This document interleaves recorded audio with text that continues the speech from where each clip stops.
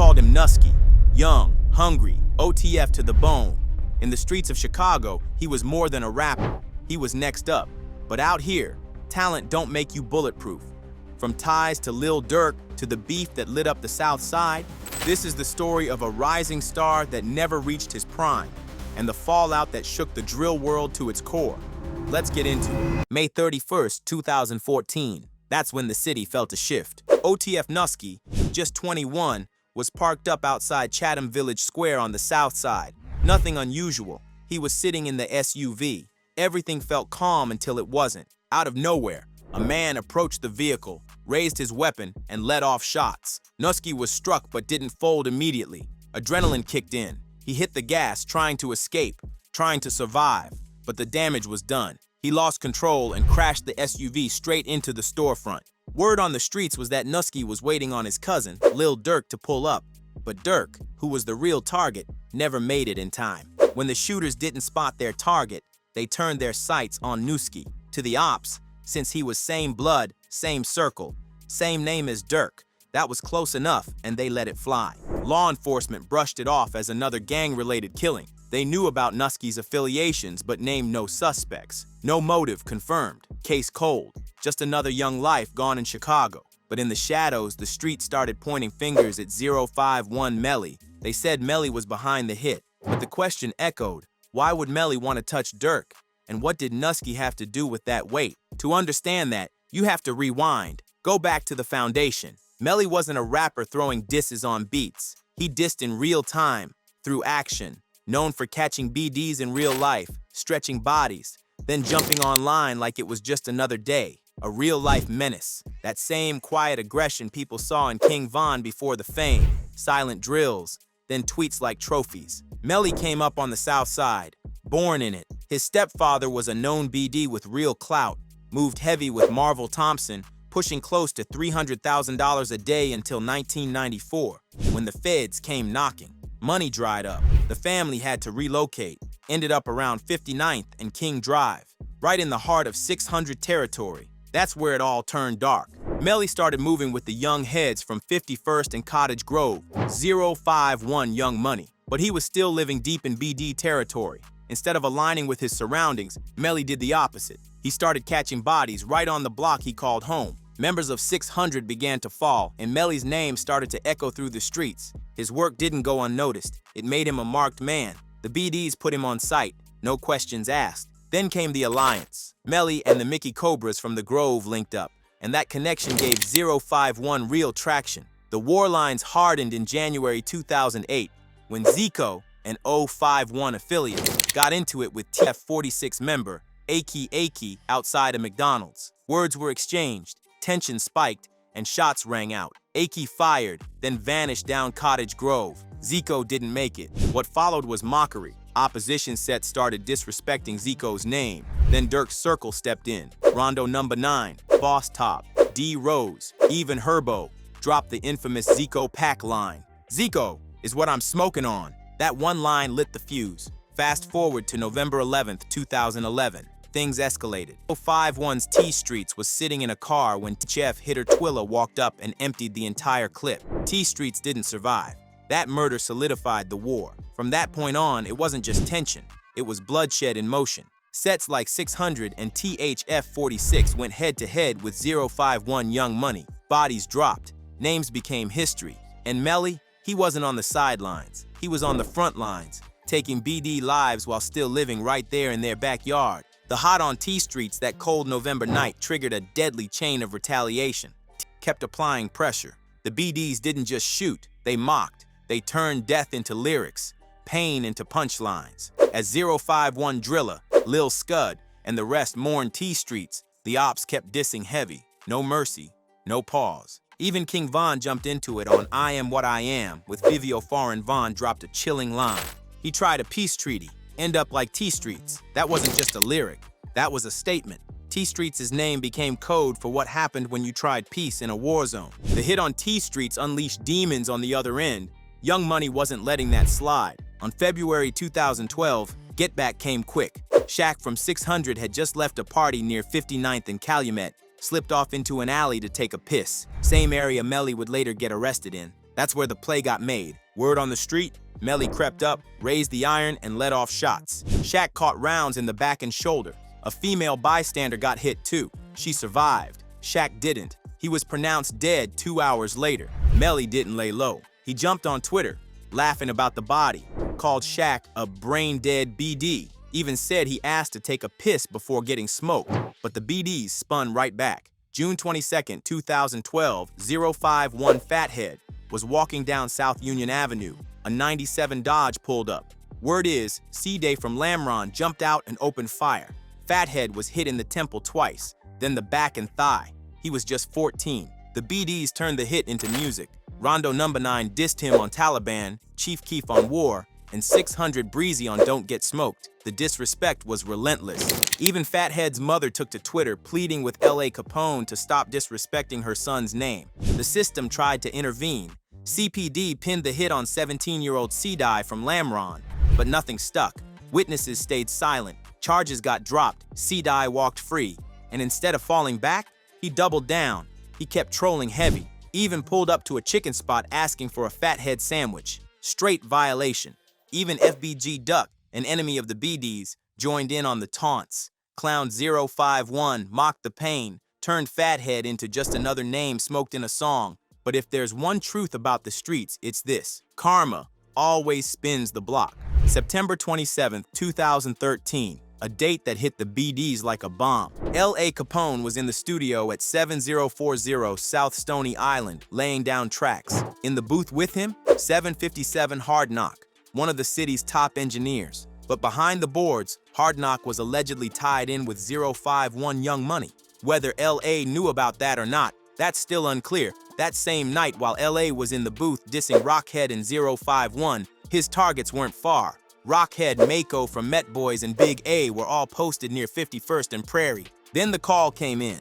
Rockhead picked up. On the other end, Hard Knock. He let them know LA was inside, disrespecting the set. That was all they needed to hear. Tensions rose. They hadn't forgotten what happened to Fathead, and that night, they came to collect. The crew linked up at a gas station on 61st and Stony Island. That's where 051's Big A stepped in. A feared shooter on the south side. She was respected and deadly. Rockhead jumped in her car. Her role? Trail behind the car carrying Miko and Lil Mick. Watch for cams, patrols, anything that could complicate the mission. They pulled into an alley and waited. As soon as LA Capone stepped out of the studio, it was green light. Lil Mick upped it, and LA dropped instantly. As 600 and THF mourned LA's death, the Mickey Cobras mocked the moment just like the BDs once did after Fathead's murder. And 051 Melly, he hit the streets singing LA's own lyrics back at his name. Raw disrespect. But the retaliation came quick. Word got around fast that Big A might have had a hand in LA's hit. November 14th, 2013. She was sitting in a parked car outside the gas station at 66 and Stony Island. Out of nowhere, a dark whip slid up. Windows dropped, and the driver let off 3 shots. Big A got hit. She was rushed to the hospital, but was pronounced dead. Nobody got booked for the hit, but Big A's brother, 051YM Ario, went to the cops saying it was Bezu from T46 that did it. Spring 2014 brought more mad heat, bodies dropping back-to-back from both sides. On March 25th, 2014, Young Money's RPP Lil Mark dropped No Competition, a savage reply to Lil Durk's Competition. In that track, Lil Mark threw shots at 3 dead members, Weak City's Odie Perry, 600 Lil D, and O-Block's J Money, claiming he'd been drilling for a decade. But the real flex was how Lil Mark ended the track calling himself 300K, a move Lil Durk warned against. The back and forth with Lil Reese was heavy. But just 3 days after that diss dropped, on March 28th, 3 days before his 21st birthday, Lil Mark was at a bus stop on East 51st. A car pulled up, a man jumped out and unloaded on him. Lil Mark got hit bad, and they bounced quick. It was clear payback for the alleged 051 role in the LA Capone hit just months prior. Days later, Lil Durk came through to Lil Mark's crime spot and kept the taunts going strong. 051 was not going to sit back and watch soon. April 18th, 2014, Shannon from 051YM hit the west side, targeting Wiz City. Ran down on a rival named TJ, stripped him, and dropped him during the robbery.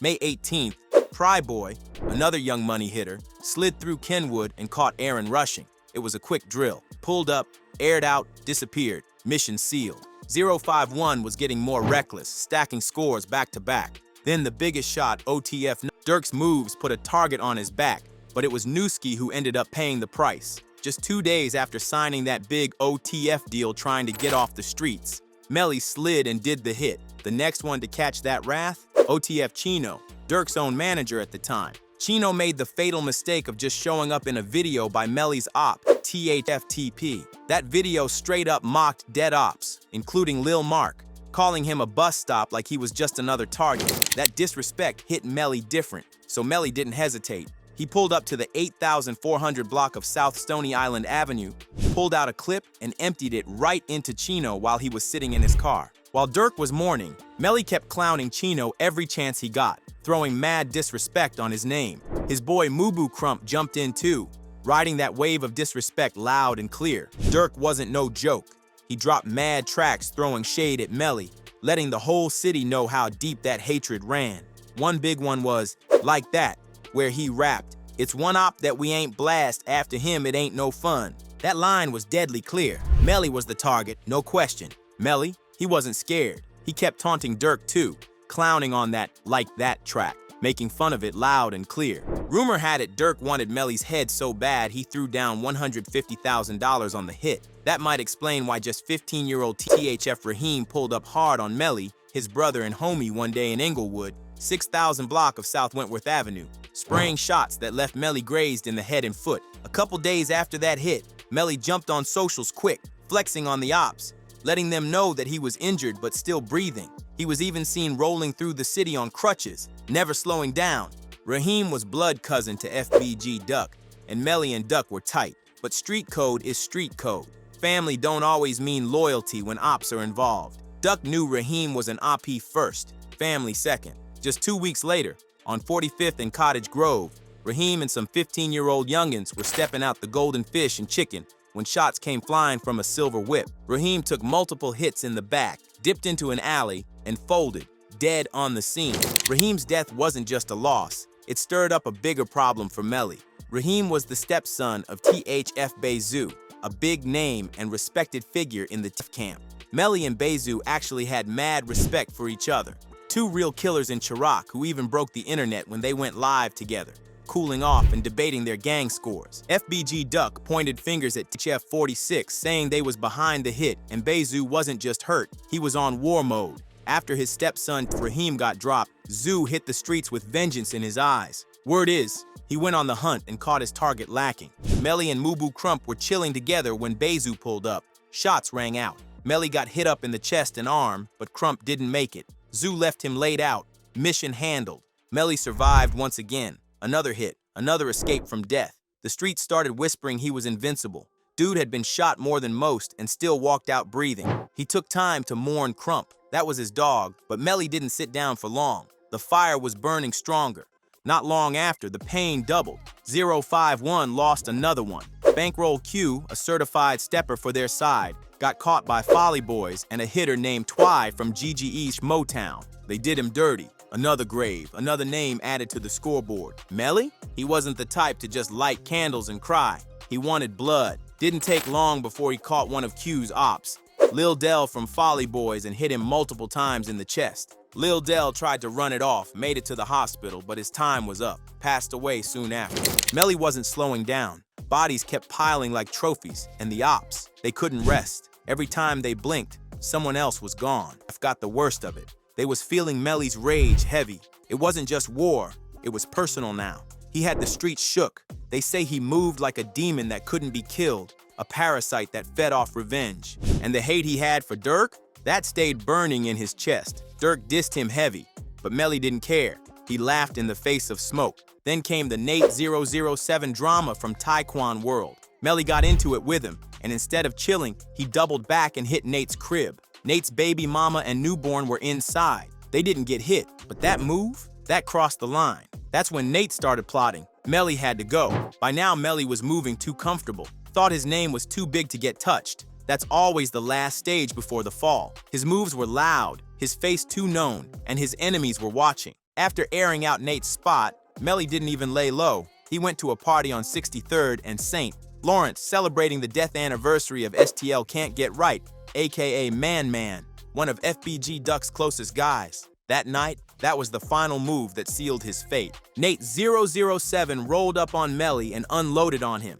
Melly dropped dead on the spot. He got locked up 2 days later, but even with the murder weapon, the cops couldn't pin the charge. No proof, no case. Aside from the confirmed chalkouts we mentioned earlier, there's one hit that the boys in blue even had to admit was pinned on Melly, DeAndre Smith. Another one they say Melly bodied personally is TY from GGE. Then you got OTF Baby D, Central City Stepper, Real Hitter, and Lil Durk's blood cousin. He got hit up in what everybody with sense believes was get back, straight retaliation for 051 Crump. Beyond the confirmed drops, the street's been humming for years.